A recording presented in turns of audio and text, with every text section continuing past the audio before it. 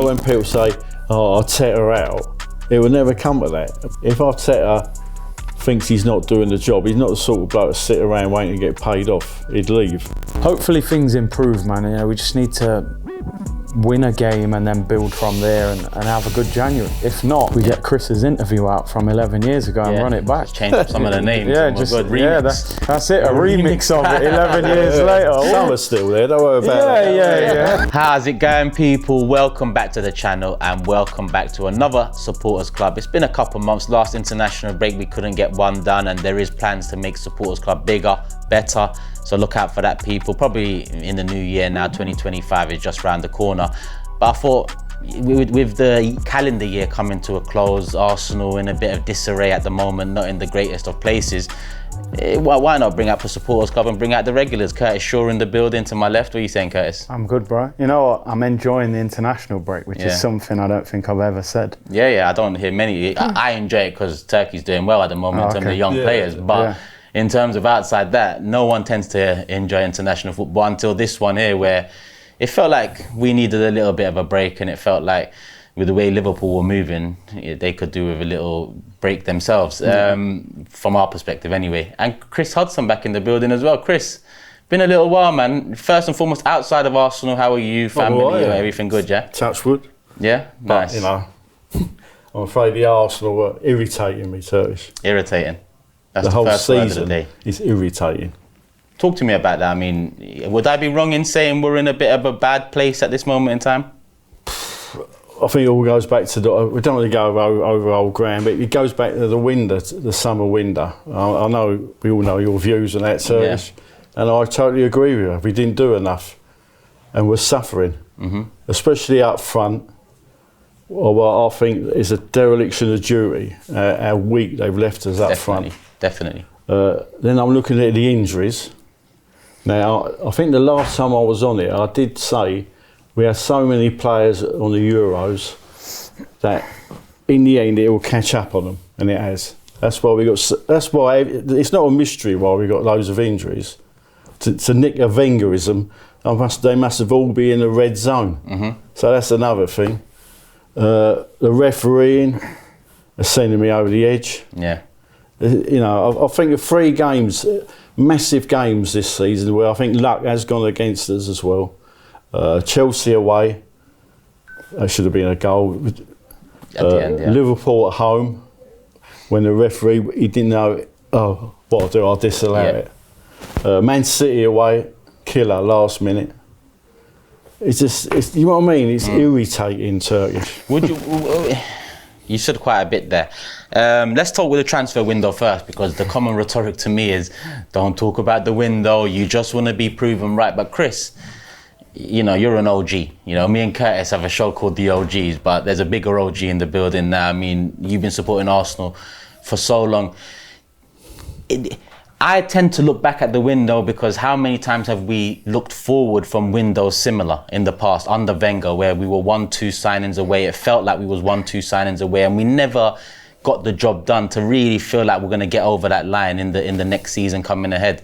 Now this summer I made a point of, if someone asked me who do you want, I said, listen, I just want a striker. I don't care who it is, because they've shown enough over the years to recruit to a high level. You know, we're challenging for a league title again. But lo and behold, the day the transfer window closes, I let my thoughts, you know, well and truly clear on Sterling. Listen, Marino and Calafiori were good signings, but I think in the priority list, they probably were 3rd and 4th in the priority list. So we've missed out on 1 and 2. Is it right to look back and hold them accountable, Chris? Because many fans will tell me to look forward and forget about that. No, because it's cost us, Turkish. Because we're so weak up front. Weak. Well, other than Havertz, who's just running, I think he's getting run into the ground, isn't he? Say Havertz gets injured tonight for Germany, where are we? And the whole point of a transfer window is to make you stronger. I mean, this might be a bit controversial, Turkish, but if I had in the squad Smith Rowe and Nelson, and I didn't have Sterling and Jesus, we'd be better off. I tend to agree with that. And that's not, before the fans start in the comment section, we did want to upgrade on them in the summer. But we haven't. Exactly, that is the point in hand. We didn't upgrade, and in fact, we have got weaker in terms of numbers. And all the argument, Curtis, this summer was the quality's gone up. But we're yet to see that on the pitch. Yeah, I mean, we've spoken about it many times. That the window, it felt like that window of opportunity to me where I thought, if we do the right business, this is going to be our season. Yeah. We've spoken about that Liverpool moment, the Van Dijk and Alisson. It felt like this could have been our moment. And we didn't actually need a lot, really. 2 or 3 players, I think, could have got us over the edge if they were high quality. And it just feels like another window. And like you said, it's been happening for a long time. How many summer windows do you finish as an Arsenal fan and go, wow, they've got what I feel like we needed? You always feel a little bit short. They didn't get the defensive mid or the striker. And there were a lot of strikers available this summer. Tony moved, Gyökeres had a release clause, Osimhen moved. We kind of chased Sesko, didn't get him. And so they say. So they say, we chased him, and then we just said, okay, we'll leave it for a year. So I think they took a huge risk, and I think it's backfiring on them now. And I think that's where a lot of the frustration comes from, that it feels like the damage has almost been self-inflicted. Mm-hmm. You mentioned a name that, you know, I say so we're told that they went for Sesko, but what I want the fan base to understand is we was in a position this summer where we had to get what we needed. The puzzle had to be completed this year, in my opinion. And that doesn't necessarily mean you complete the puzzle in the summer and you go ahead and win the league, but you give yourself the best possible chance to win the league. And with Sesko, I feel like he's a player at RB Leipzig. How didn't you get him? If that's the one you want or wanted, how didn't you get him from RB? How did he 2 days later sign a new contract with them? Then you hear rumours about Havertz, and he would have been the number 1 and you would have had to fight for the place, and he didn't like that. Now, I don't understand that either, because we all know we needed a striker, and I think Havertz is a much better impact player, utility man who can come in and slot different positions and change up the game state. But how do you not go and get the striker you need? We wasn't going in for Mbappe. He was going in for Benjamin Sesko, a young striker who at the time seemed to be on the verge of a move. And, you know, people use the old the financial PSR. It's an excuse. Do you know what I say to that? We was going to spend another 20 million on a goalkeeper. Yeah, you're right. Don't forget that. You're right. You actually bang on there. Yeah. People tend to forget that. And, so don't talk to me about that's rubbish. I'm not having that. And then you see, and then even if they want to bring that up, Osimhen loan to Galatasaray. Yeah. And what a loan. I mean, now he is banging for sure. Yeah. But that eliminates the excuse of no money to get the job done. You know, you mentioned Smith Rowe Nelson. Eddie's another one we wanted to see the back of, because my point was I don't want to be in October, November 1-0 down and we're bringing Eddie on. What we've left ourselves is October, November 1-0 down, Bournemouth 1-0 down, Newcastle. We're bringing on Zinchenko and Jorginho and Ben White. You know, I just don't get it, Curtis. It's I think when you look at the Arsenal attack, and I'm only going off the Arteta period, there's been issues with the attack for a little while, to be honest. I think Saka is the one player that throughout Arteta's time has got better and better. But you look at Martinelli, you know, had a good season, he's faded. Trossard came in, did really well, he struggled this season. And then you look at strikers under his tenureship, you know, Aubameyang got worse, Lacazette got worse, Jesus has completely disappeared. He just looks shot of confidence. Havertz has gone up front and done a job, but I think we can all see he's not the answer to get us over the finish line. Done a job is the right phrase to use. And that's what. But done a job's not enough, is it? Because City have got a monster up front, so you've got to have somebody that. Okay, maybe he's not getting Haaland's numbers, but he can lead the line and take some of the pressure off Saka. So I think the attack in general has been neglected at times by the manager and the club in general. Is that what we're missing, Chris? A monster? Because I look at we're missing a goal scorer. When's the last time I saw an Arsenal play it one from 20 yards? When's the last time I've seen an Arsenal striker bang the ball in like from a free kick? Yeah. Or when we were in Europe and we haven't scored for 4 games away from home on the trot, come up with that. Yeah. That special. Well, you know what I mean. It's all about timing, isn't it? Yeah. Can you imagine if we had Sanchez now? It's so sad. What a player, and he was the right player at the wrong time. Yeah, because he would have loved all of this around him. Imagine he would have been. And then I don't care what people say. Giroud would have done the job. I'm telling you. Well, you mentioned that name, and that name popped up recently. Giroud or Havertz? Giroud any day of the week. Giroud. Yeah. And that's the state we're in. And we wanted to upgrade on Giroud 6 years ago. Now we're challenging for titles, saying the striker we have available, or the options we have available, would take Olivier Giroud 6 years ago back. Do you know what the big crime for me is? In the last 2 years, it's been Arsenal, Man City, Liverpool. Yeah. But this season, unfortunately, I think we've gone back in the pack. Looks like it. And it might be just Liverpool, Man City.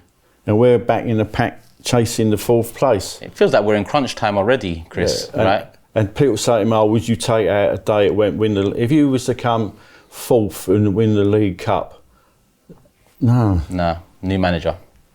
Well, that's another story. Yeah, I'm saying 4th and League Cup, new manager.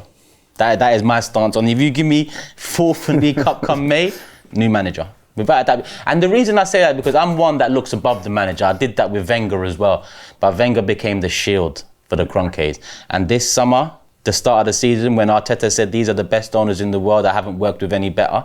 That's a lie, but that also means you've become or becoming the shield for them. Because I know you're not happy with the window because you don't even play Sterling. But you wanted to sell to us that you were happy with that because it took 10 minutes to talk to him, and well, talking doesn't work on the pitch. I really don't understand that loan at all. It was a panic buy, wasn't it? But I thought, in my sort of weird world, I thought, well, I'll tell you what, he works under Arteta at Man City. He used to come back in the afternoons. He turned his career around at Man City, apparently. So I thought, you know what, he proved Chelsea wrong. Yep. And he's come here and done zilch. He's hardly played though, has it? Yeah, but that's why the strangest thing he doesn't even bring him on? Yeah. If he'd played like 5 or 6 starts in the league and struggled, you go, yeah, he's finished. But he had 2 games in a row he didn't come off the bench. Then he was ineligible for the Chelsea game. It's no coincidence you hear the rumours in training ground he hasn't been cutting it. But I don't care about any of that. I don't. Why did you sign him? Because we were at a place in the summer where, I'm sorry, if you want a 21-year-old striker from Leipzig, go get him. If you want a winger, don't get the one that's a has-been. 3-4 years he hasn't been cutting it. And that's exactly what we went and done. And then when Arteta turns around and says, no, I'm not interested in him on day 1, but on day 12, it took 10 minutes to talk to him and I wanted him. That just shows, in my opinion, that Arteta signed that bigger contract now. He's covered the backs of the Kroenkes in the summer. So I can't now turn and say it's the Kroenkes, because I know it's the Kroenkes in the ownership. Yeah. But the manager has stuck his chest out. He's put himself in the firing line. You know when someone's shooting at someone and then you get that hero that cuts across, takes it on the shoulder? That's what he did in the first few weeks when he signed that contract. The thing is, January is coming up. I mean, they can't go through January without buying a forward. Or even, how about this, loaning one. Yeah. I mean, Gyökeres has a release clause, Chris. So I don't think there's any excuse. Apparently, we went for Vlahovic 17 mil a couple of years ago. Not sure about Apparently, we went for 90 million Caicedo a year ago.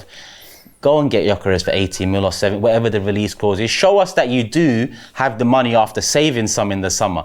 After supposedly going for 90 million Caicedo and getting in 10 million Jorginho. Or going in for 100 million Mudryk and then getting in 20 million Trossard.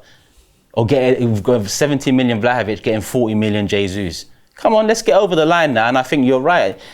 January, we need to add that player that doesn't come and complement the side, comes and causes a bit of unrest, a bit of, oh shit, we're getting him. I've got to watch out for my space. Oh shit, we're getting him. I can put it on a plate. I'm going to get more assists. That feeling that we're getting a player that... But we haven't got a director of football, have we? Yeah, but wasn't he manager now, Arteta? Do you remember the whole manager-head coach thing, Chris, where Wenger, we want you to be head coach instead because we want a director above you. But then Arteta's the manager now, so what's the situation? And you would think that any January transfer had already been... Negotiations should have started already. Well, apparently they do their transfers. Don't laugh. 2 years. 2 years. Raheem Sterling and Jorginho 2 years in advance. They done the scout report on Sterling in 2017 and said, "Yeah, we're going to buy him in 2024 and be on fire." The thing for me is like, when is the last time the club has gone into a January window and brought in a trademark transfer? It's Aubameyang, really. Yeah. And that was on the back of Alexis going to Man United. So it wasn't like like we added him And to the Giroud team in as Chelsea. a replacement. Yeah, exactly. So, do we really trust this ownership in January to Or it's go and... it's a case they've got to, because then they. I mean, I'm not even sure. People might laugh. He may not get top 4. He's not guaranteed. Yeah, because we're hoping that the other clubs around fall into the place they've been in the last. Yeah. It's so 3 years. tight at the moment. These batches of clubs on 19, 18 points. We're 4 away from United, 9 away from Liverpool. And we've been laughing at United this Love, year. it's And their we're worst only start, 4 man. ahead of them, you know. It's their worst start, apparently, right? People Or Ten Hag and- keep saying to me, right, about the title race, and I've been saying, at the moment, we're not in the title race. Nah. We've got to try and get back in it. We're not in the race at the moment. Yeah, I 9 agree with that. points out of form and a worse goal difference. That takes you out And of you've the race. got to play number 1 away from home, Anfield. That also adds into the equation. Yeah.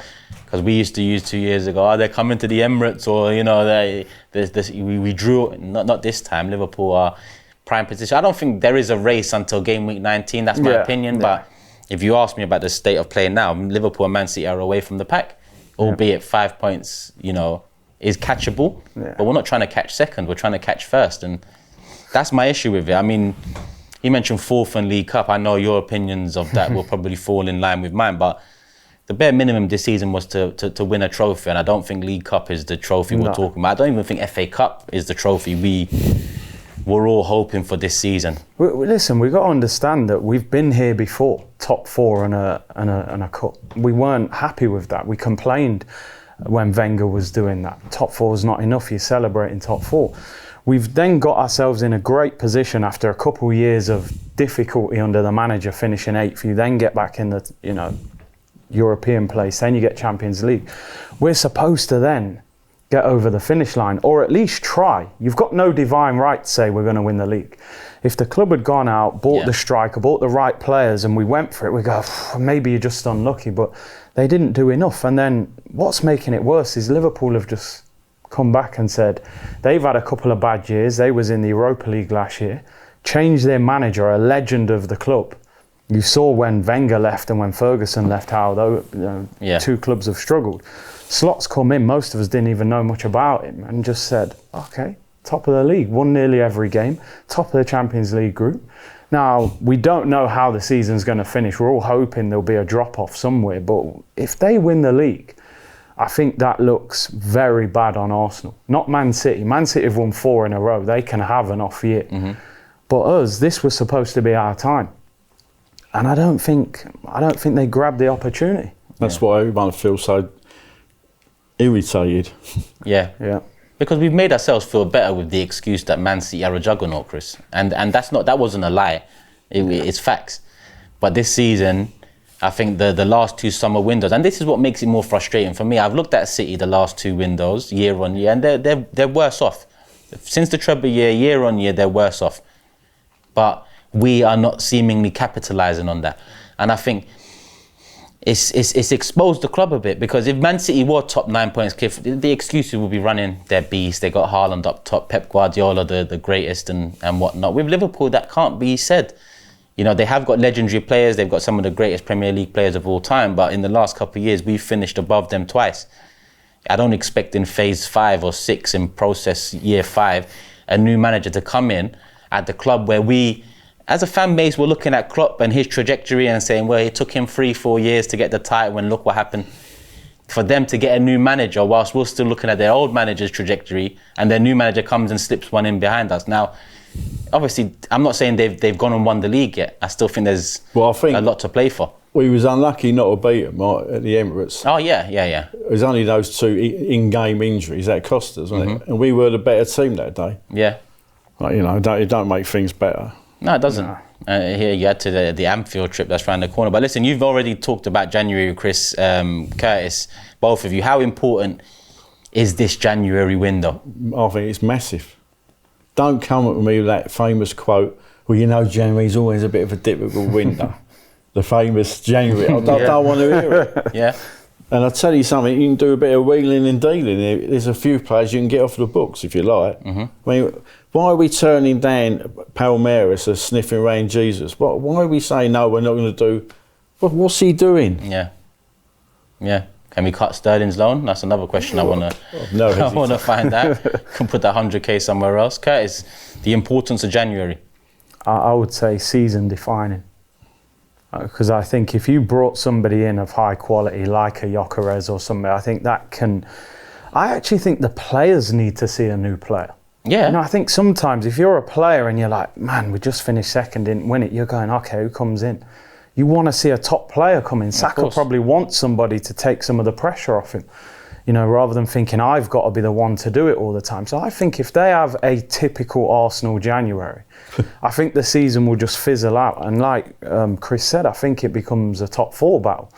Because Seaman, I was talking to Seaman on the channel recently, the interview, and he mentioned when Anelka came in, he was an unknown entity, but when they seen him on the pitch in training, what a player. They thought, okay, like we're going to do it. Then Henry came in, it was a very different feeling. They thought he wasn't as good as, but that just shows that the players are humans. The players see players coming in, and I'm sorry, but Raheem Sterling wouldn't light up the dressing room in 2024. Calafiori definitely wouldn't, and Mourinho definitely wouldn't. These are not players that the current dressing room over the last couple of years looks at and says they're the ones to get us over the line. I think they all knew as well what we needed. So I wonder about, you know, like the effects of coming second 2 years on the trot, especially last year, but I'm missing it. But you know, you're saying that they are human beings. Let's face it. You think how gutted we felt. So multiply that by 100. Someone like Saka. Yeah. That, psychologically, that must have... Of course. And then they go to the Euros and suffer more disappointment. And then he's straight into a new season and the people are wondering why he's in... You know what I mean? Everything's... Yeah. Everyone needs a lift. And bringing in someone that likes to uplift the squad, that's a great point. Do you know what? I think some people will think, oh, you know, it's all doom and gloom. But I think as Arsenal fans, we know that eventually something can go wrong in terms of one of the key players being bought. Yeah, we've been in this situation before with Wenger, where we had good teams and then people started cherry picking. They've left us alone for a few years because we've done well. We've given out good contracts. We had no assets 3 years ago. Yeah. We've had to build them back up again. You mean Saliba? Well, Militao's just done his ACL as well. He's out for a year. So Madrid are desperate now for a centre back, and you've got to give these players a reason to stay at the club, more than money as well. And they need How much do you think he'd go for? Thing is, he's going to have 2 years left on his contract come summer. Saka. I don't even think you'd get 100 million from him with 2 years as a centre back. The way we do business. Not with the pull of Madrid. Real either. Because if he started saying, I want to go, they would negotiate. If he signs a new contract, then Real are adamant about it. Then we can't get the 100 million fee. But with 2 years to go, and the way Real have been more shrewd with their money in the past few years, I'd say, in comparison to 20 years ago when they were breaking records left, right and centre. They're a bit more shrewd. They waited it out with Mbappe rather than, you know, going in with the... So I don't know, it'll be interesting, but you are right. You know, you mentioned Saka, you mentioned Saliba, we've got Odegaard in there as well, who's grown over the last few years, and these players, amongst others there, must be looking at it and thinking, 2 years in a row now, we've come close, but, you know, we haven't managed to get over the line. We have to go again. But with that go again, you need another weapon. You need something else that the team can look at or the fans can look at and say, that's the option, or that's the player that's going to add what we didn't have last year to get over the line. If we were on course for a 90-point season this season, like the trajectory has been telling us over the last... We win the league this year. I don't think it's a 90-point season. No, not this year. No. I mean, let's be honest. 2 years ago, we went on tour and we saw Rice and Timber. In particular, Havertz struggled at the start. We saw Rice and Timber and we went, they're going to change the level. You could see it after one game. And they did. And they did. This summer we went on tour, and listen, those guys turned up late, but we were like, boy, they might take a year to settle in. Does Calafiori even get in our strongest 11? Does Mourinho get in our strongest 11? Sterling doesn't. So those signings didn't lift the starting 11. And the two young, but who was the star of the tour? It was the two young boys. Lewis Skelly. And that's don't start me off on that one. Yeah. He should have been getting much more minutes.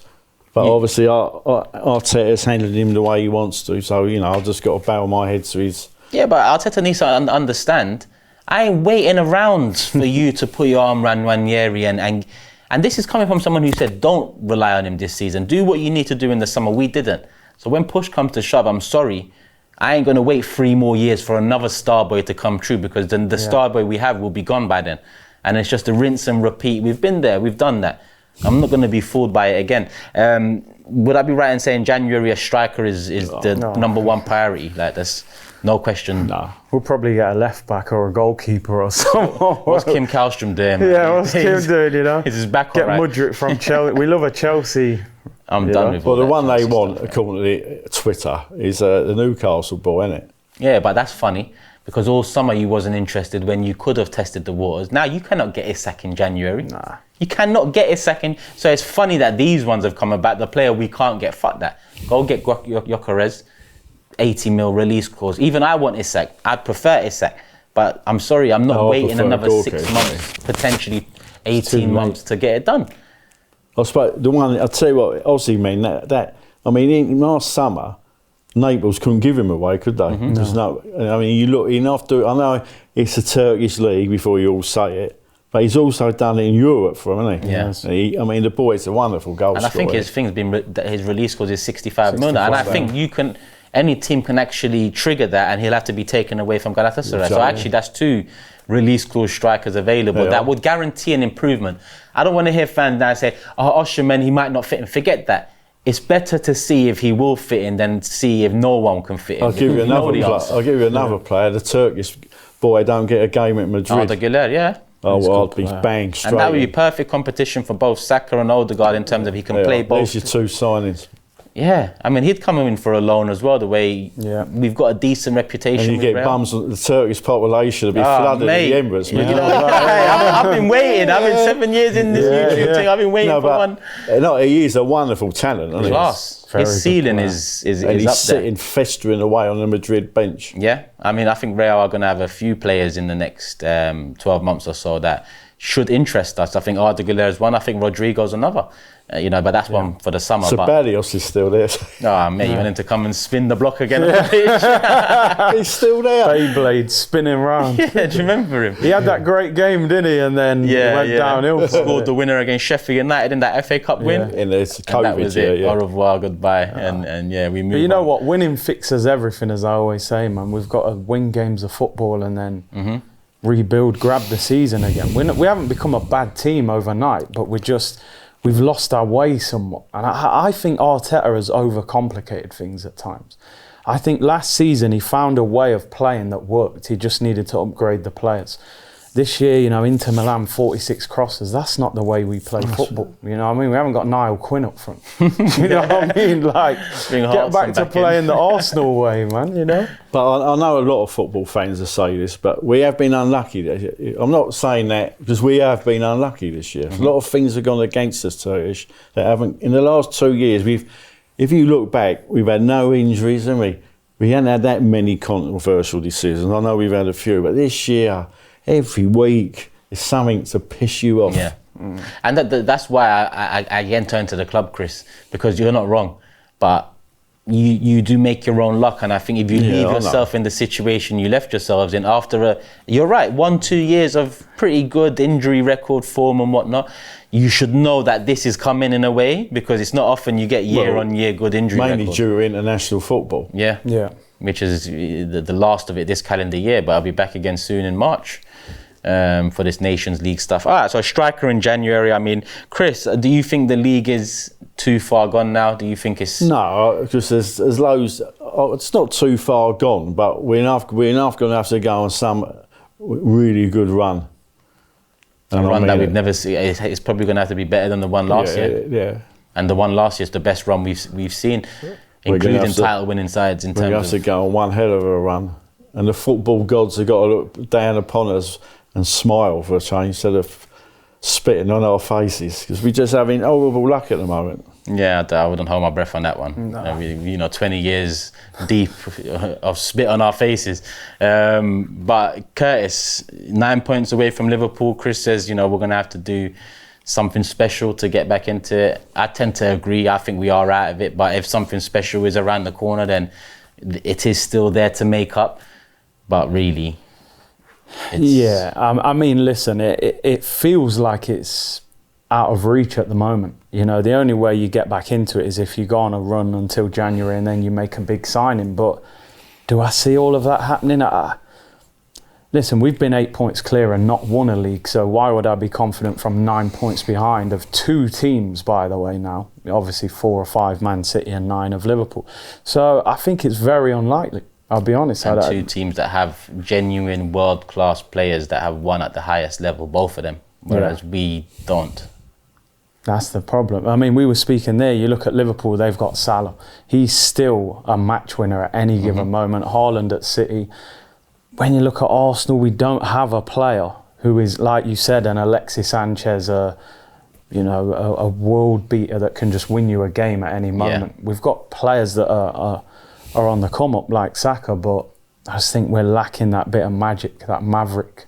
Yeah, 100%. And I think that's the type of player we should have gone in for. It wasn't just a position last year. I think a character was someone needed. So I suppose does that go back to Edu leaving? Could do. He did sell the Sterling one to us, saying, the opportunity came up and we had to get it done, and I guarantee he's going to have a great impact. And he probably saw the last 10 and said, yeah, let me bounce now before they pull up my quotes.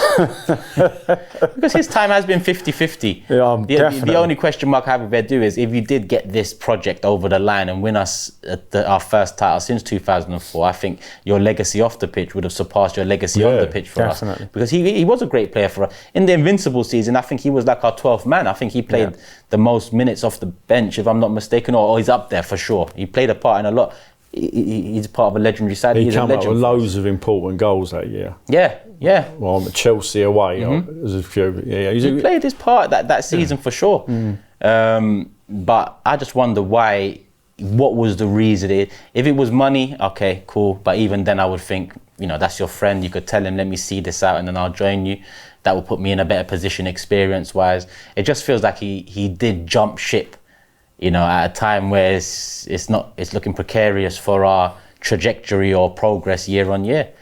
It's the timing of it as well. I think if he'd have gone in the summer, you go, okay, maybe. Well, he's on gardening leave, isn't he? Yeah, he can't actually go to Forest till. Yeah, which is annoying. So why can't he do his 6 months? So if you ended in your notice and you got a 6 months notice period, you don't sit at home. You do your notice period, don't you? I think maybe the higher ups were not happy with it and said, yeah, bounce now. That's the feeling I get. The way it was, the news came out one day, Arsenal statement, he's off. He's gone already. It just felt like he maybe said to them, this is going to be my last year maybe. And they said, all right, just go now. We need to sort it now. Yeah. Which in business sense, fair enough, get your new man in. But this new man doesn't come with a new process, Chris. It doesn't come with a new process, Curtis. This new man needs to come in, jump in on phase 5 of this and see it over the line. I'm not going back to phase 3. Because that will be the narrative, won't 100%. It? Oh, we need to give time to the new sporting director. We haven't got that time. Yeah. Because I think at the moment, Edu's assistant has took temporary charge, Jason Ato. So you just wonder how January, you'd like to think whatever's going to happen is already... Are you worried, Chris, about the rumours of Arteta, the power that he's slowly but surely... I mean, I'm not asking does he deserve it, because I think in the last 5 years... Not really. But does it worry you like when you look back at what happened with Wenger and the power he was slowly given over time? Yeah, possibly. Not really, Turkish. No. I think if I'm Arteta, I'm more worried about winning a trophy, really. And he is. I mean, he does always hold himself up to the same standards that harsh fans like ourselves he has to win. And he said that from year 1, year 2. That's why, when people say, oh, Arteta out, it will never come to that. But because I'll tell you why. If Arteta thinks he's not doing the job, he's not the sort of bloke to sit around waiting to get paid off. He'd leave. Yeah, I mean, a couple of years ago, he said something similar, but the money he signed for in the beginning of the season and the best owners in the world comment. Naive, that is very he's played the field there in terms of, all right, I'm going to remember that, best owners in the world. We will readdress that come January. But I'm desperate for him. Well, not for him, for the club to do it. I'm desperate. Yeah, because I like him. I think he's a top manager. I think he is going to win stuff, whether it's at Arsenal or not. But at the same time, I've been waiting 5-6 years. Well, but we've been waiting 20 years, haven't we? I mean, that's frightening. 21 years since we won the title. And in those 21 years, we come close 3 times? Yeah. Yeah, last 2 and then... Eduardo, Yeah. And then the year we lost to Birmingham, we should have won it that year as well. We had Nasri, that team, Fabregas, Van Persie. They were a wonderful team with Ziggy. And look what happened 3 to them. times. We just done the usual. Yeah. And let's hope we're not doing the usual now. That's the problem. But listen, people, I hope you've enjoyed this episode of the Supporters Club. Chris, any last thoughts before we move forward into crunch time? We've got to win 10 out of 10, right? Well, we've got to go on a fantastic run, and we've got to strengthen in January. They give us a chance, but if we don't, then we're fighting for top 4. Yeah, if we don't, Chris, message me. We'll sort out another Supporters Club. Yeah, crunch time. Yeah, I think we're going to have to hang on in there now. No international break till March, so it's just pure games, and hopefully things improve, man. We just need to win a game and then build from there and have a good January. If not, we get Chris's interview out from 11 years ago and run it back. Just change up some of the names. That's it. A remix of it 11 years later. Some are still there. Don't worry about that. Yeah. We'll bring that one out because it needed. Curtis, love as always. Big Chris, up, love man. as always. People, show Curtis Shaw TV some love. Chris hasn't got his own channel, but he's here. And he does content, here and there when called upon. But if there is need for a Supporters Club in the next few weeks, months, don't worry. Chris is on the job. He'll give me a message and we'll get this delivered to you. Let us know your thoughts in the comment section below. It's been a bit of a wild topic debate in terms of there hasn't been much structure to it, because at this moment in time there's not much structure to Arsenal and the way we're playing on the pitch. So I thought we'd liken it to that. Hit the like button, people. Make sure you subscribe. Love for the love as always, and make sure you're looking out for all the good content coming out across the next week and month ahead.